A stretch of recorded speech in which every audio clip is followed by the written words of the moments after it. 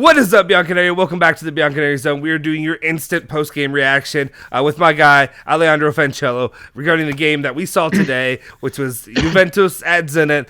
They took home a 1-0 victory, a last-second victory, thanks to our guy, Dejan Kulusevski. A big match for him, coming in off the bench there to provide the winner for Juventus. But overall, we want to talk about this and what it means with the Champions League. We talked a lot about it going into it. What are your thoughts? How are you doing, my guy, Aleandro? How are you doing today? I'm good now, but I wasn't before the last, I would say, 8 minutes, because we struggled. We really struggled to break down a low block. We were slow moving the ball around, so I mean it was very easy for Zenit to defend. Basically, we had no idea how to break them down, especially in the first half. In the second half, we picked up the pace a bit, not much, but a little bit. But in the first half, it was, I think I could play on that pace. Like, it was super slow. And Zenit allowed us to have the ball. Like, they started to press at the first, I would say, 50 minutes. And then they stopped pressing. They just sit back and basically waited for our mistakes. And we made mistakes. Bianconeri lost the ball. Locatelli, Arthur lost the ball once. And they were just waiting on those moments. But then, at the late, he's our best defender at the moment. He was phenomenal today. He's just so good. Like, he's so composed. Even when he steps up high at the pitch. Excuse me. Even when he steps up high at the pitch, he doesn't get caught out. Like, he knows what he's doing. He's always in control. He's super, super calm. And even playing out from the back, it's maybe people say he keeps it simple, but that's okay. He keeps it simple, but it's always clean. His tackles are clean. Like, he's immense. Like, he's our best defender at the moment. Yep. And for me, I know people say De Chilo gave the cross and Kulusevski scored, but for me, De Ligt was the man of the match because he was the only consistent player from start to finish. Like, you can build on that. So he was a player like, okay, he's not gonna make a mistake today. So, but yeah, overall. Yeah, like a win, like 9 out of 9. If you told me we would have 9 points after the Empoli game in the Champions League, knowing we needed to play Chelsea, I would say you were crazy. Like, but no, 9 points, a win against Zenit at home, and it's done. So, at the moment everything is positive, like results wise. Yeah, I agree with you. At the beginning of the season, no way in hell would I believed that Juventus would be where they are right now when it comes to the points that they have currently. What I would say overall, I definitely agree with you when it comes to the man in the match. But what I kind of felt more is like before when we were getting to the final 15 minutes or so, and it looked like, I don't know, this is going to be a draw. This is going to be, a 0-0, head home, whatever. I definitely agree with you when it came to the best players to the game. I would have had De Ligt, and then maybe even somewhere there, I don't know how close, but I would even say Szczesny for a couple of those saves that he made that, when keeping a clean sheet. I don't know, you may disagree with me, but personally, some of those saves that he made were the saved our ass. I mean, he did what he had to do. Like, he didn't make a mistake. So I mean, again, the chances Zenit got were coming from our mistakes. Like, we made some stupid mistakes. I would say losing the ball in positions where you should not lose the ball. Like McKennie did in the first half. I don't know what he was thinking. Bianconeri just played the ball straight. I think it was Malcolm. And Arthur got a yellow card because he needed to basically make the challenge. But other than that, like, I never had the feeling, okay, we're gonna concede a goal today. But I did have the feeling like we're not scoring today because, again, at the beginning of the season we created a lot, in my opinion, but we conceded a lot, and now it switched. It totally switched, and I'm okay with that because we were all over the place. Now we look like a stable team. Like, that's a fact because this is 1-0 against Chelsea, 1-0 against Torino, 1-0 against Roma, now 1-0 against Zenit. So that's 4 straight 1-0s. Like, you can see the team is stable again. Like, everybody knows how to grind out results. But even Allegri said it, now you need to build on that. Like, going forward, at the moment, it's not good. Like, Chiesa struggled a lot today once again, but I don't blame him. Like, he cannot play that position in my opinion because he picks up the ball today and he had two men on him basically with his back towards goal. Yeah. That's not a position you want Chiesa in basically. I don't blame him for that, but I mean going forward we need to improve. I think that's obvious. Like, yeah, you can keep a clean sheet, but we create close to nothing. Like in the last 4 games, we create those 1-2 chances and we take them. Well, So that's good for now, but I don't think that's sustainable. Like going forward. Yeah, and what in essence, like we talked about this the last few weeks, last few games, whatever you want to say, but this is what we signed up for. This is absolutely what we signed up for with Allegri, and it seems like maybe the team's starting to get it. Like I said, I would have complained. The only complaint I would have had is I like the 1-0 victories, but when when that first goal comes a little bit earlier, and then they sit back on doing it, not a last second relief goal that I'm pulling out what little bit of hair I have left, or my beard hair at this point. When it comes to that at the end, because I thought it was going to be a 0-0 draw, and they looked a little bit anemic, but that's kind of what you're going to get. You're going to get a little bit of anemic offense when it comes to Allegri. But I agree. Yeah, I mean, I'm okay with that because we came from a difficult position. Like we were all over the place. But like I think Allegri said it twice now in both press conference. You need to going forward. You need to improve. Like you need to create more. And I think a lot will help when Dybala comes back. Like I think that's obvious because Bernardeschi once again. I mean, he's ineffective on the field. Like he adds absolutely nothing. He runs. But I mean, that's the bare minimum. You're a footballer, like professional football. Yeah, you need to run. I mean, I don't know what to say on. If someone tells me he runs, I'm like, yeah, it's a footballer's job. You need to run. Like, but going forward or just on the ball, he adds nothing. Like he keeps it very basic, very simple. It's just not.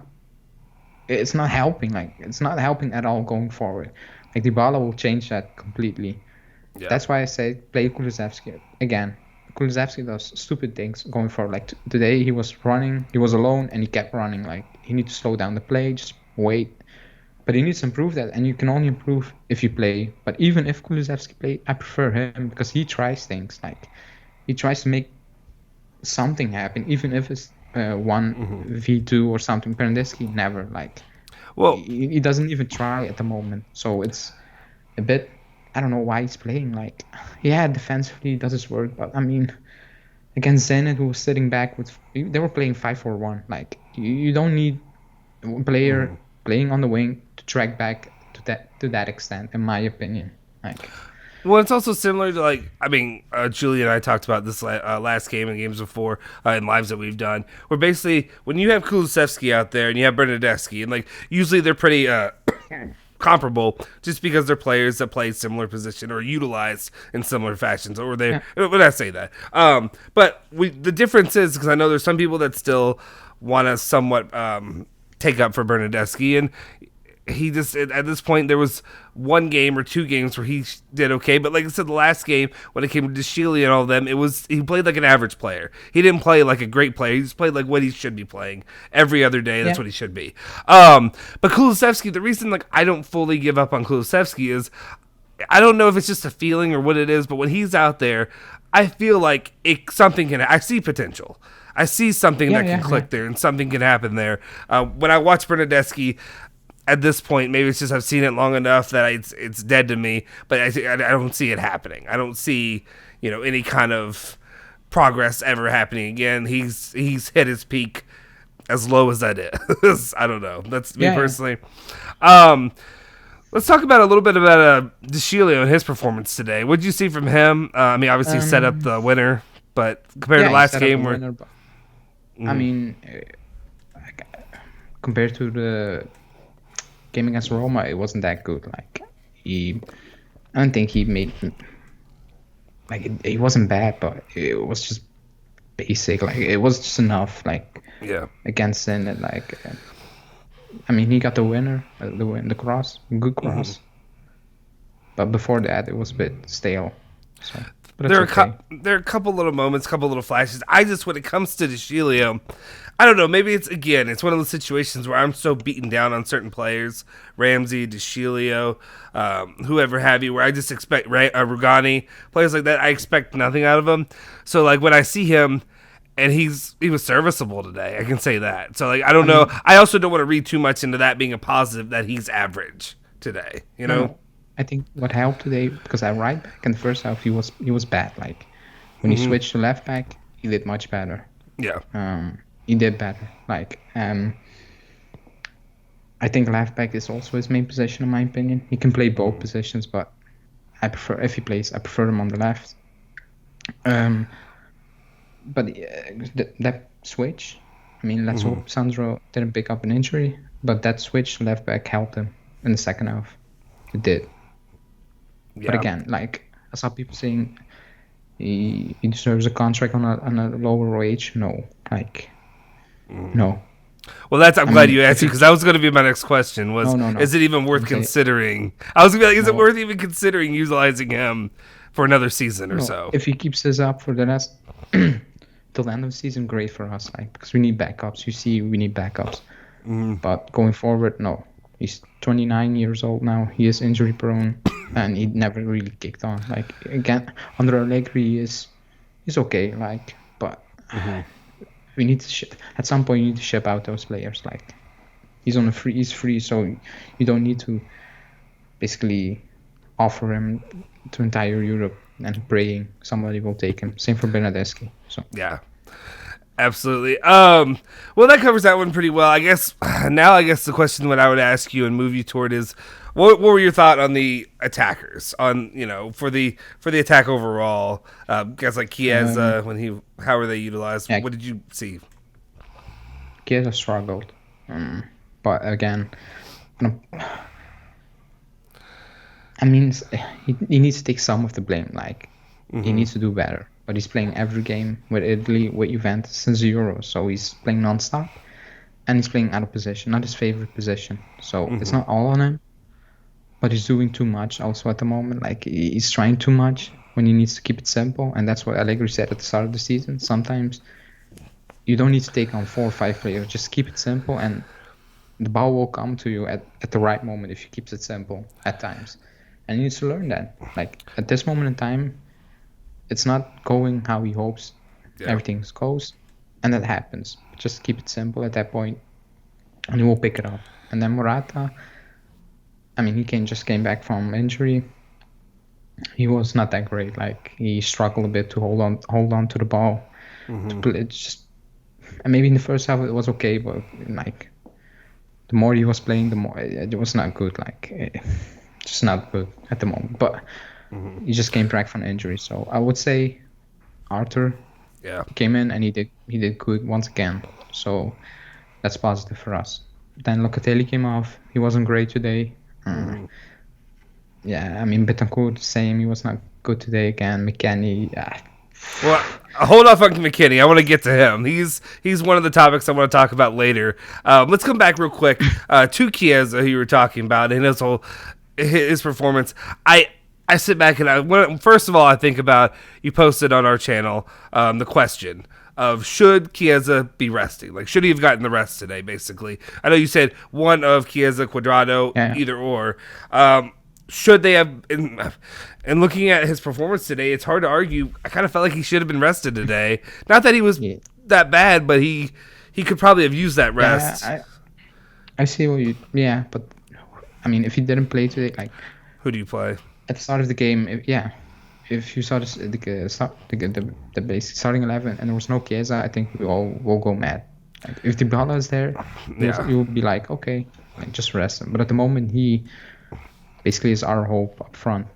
I think against Sassuolo, you will get a rest. Like Dybala's back against Inter, I think he will play. But even if Dybala not back, he will get a rest midweek against Sassuolo, and he needs that rest.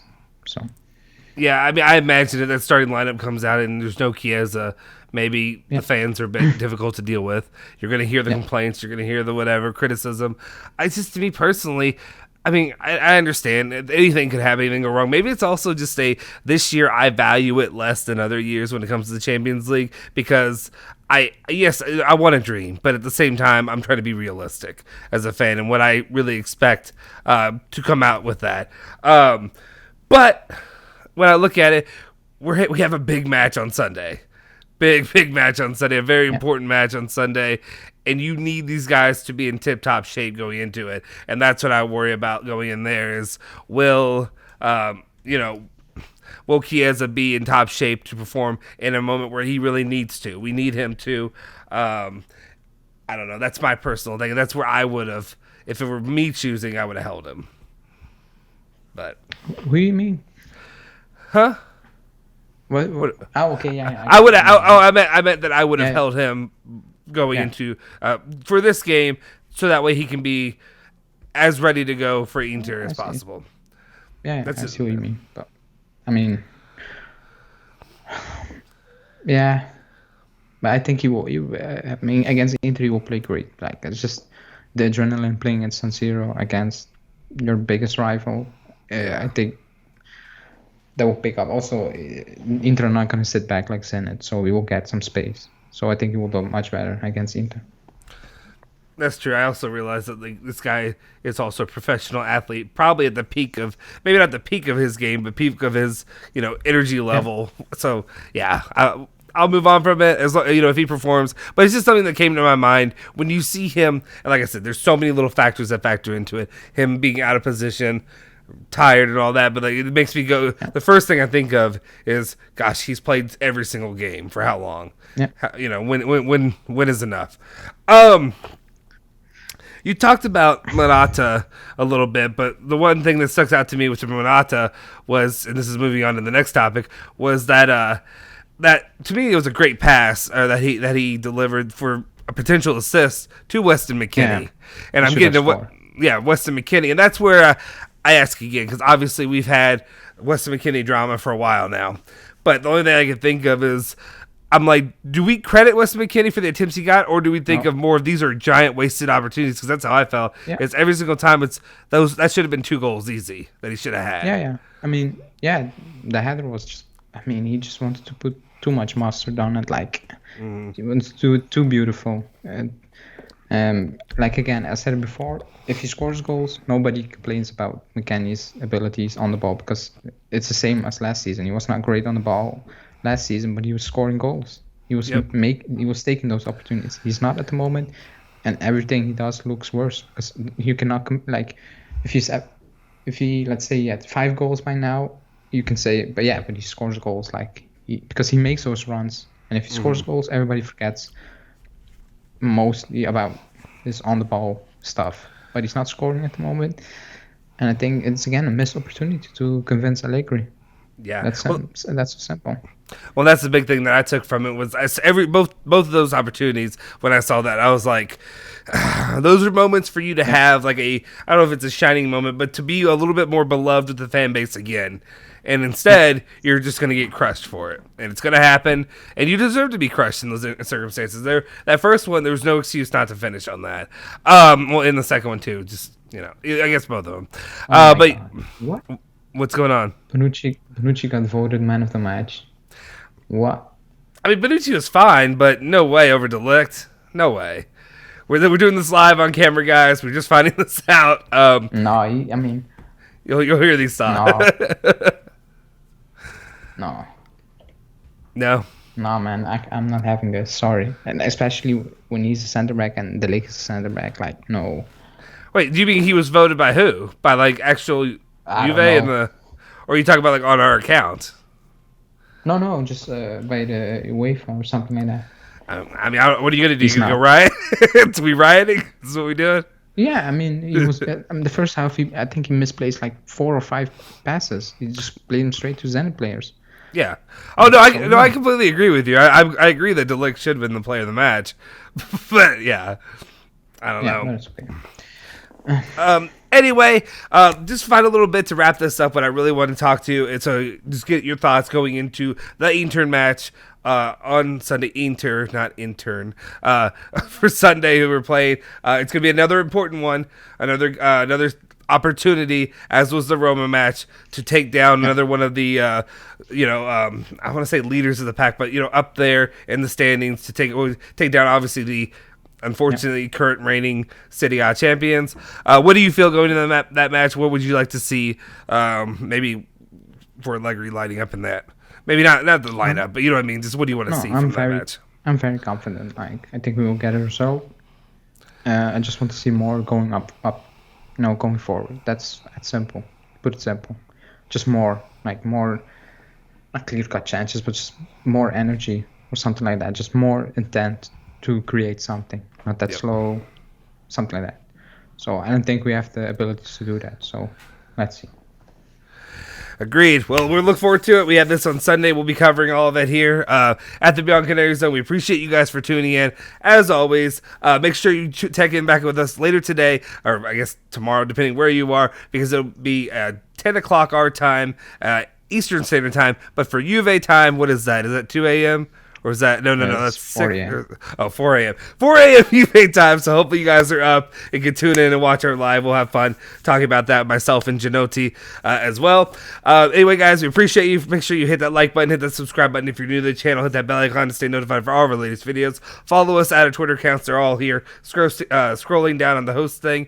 Make sure you check that out and check out our membership option if you haven't already. We'll see you guys next time. Forza Juve, Forza Bianconeri.